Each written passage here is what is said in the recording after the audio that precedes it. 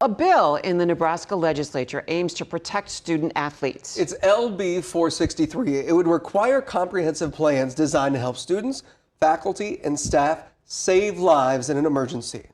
KETV News Watch 7's Eddie Messel is live in studio breaking it all down for us. Eddie?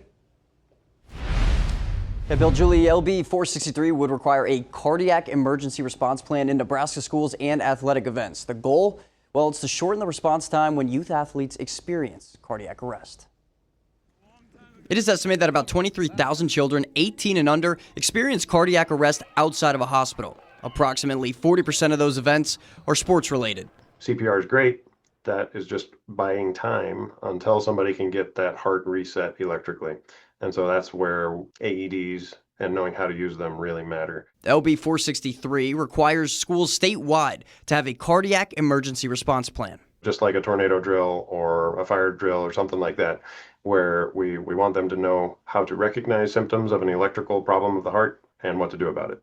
Dr. Matt Sorensen, a pediatric electrophysiologist at Children's Nebraska, is also the medical director of Project Atom, an initiative to add defibrillators in schools. Sorensen says saving lives is all about timing. Our goal is to be able to have people implement that and recognize it and start those steps to hopefully get them shocked within 3 minutes. Success stories like Memphis Zabawa, now a freshman at Skutt Catholic, whose life was saved by the quick thinking of bystanders at a cross-country meet back in 2023. Ultimately, because someone saw him collapse, she started CPR right away, and that saved his life.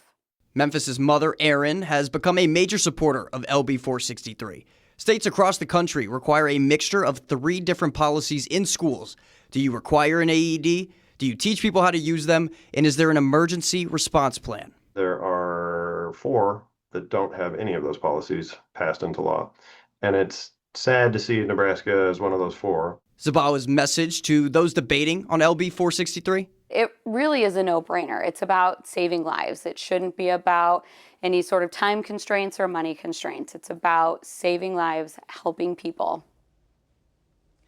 If LB 463 is passed, the grant will be funded by no more than $1.5 million from the Medicaid Managed Care Excess Profit Fund. Back to you.